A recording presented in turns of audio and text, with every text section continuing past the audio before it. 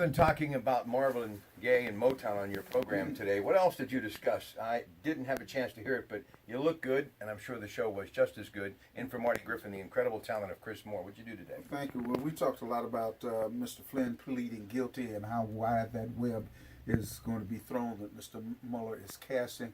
I think it's going to get a lot of people in criminal activity in the administration of President Trump. It might lead to him. I don't know.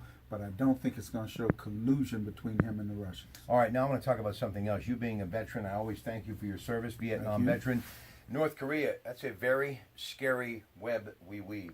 I think it's the biggest threat the nation faces. I think President Trump is a bit cavalier about it. He's appointing a lot of people who are war hawks to different positions.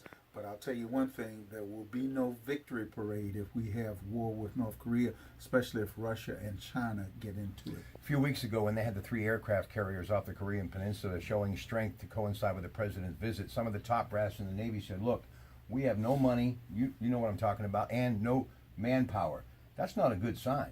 People don't know that these wars need to be financed, and every war we have has to be financed. And when we finance the killing machine of war, we don't pay attention at home to the civilian and home building projects, and that's a real danger for our country. You, for many years, WQED. One more thing, and I was very interested to find this out on the History Channel. PBS, the reason there is PBS and national radio, Lyndon Johnson, did you know that?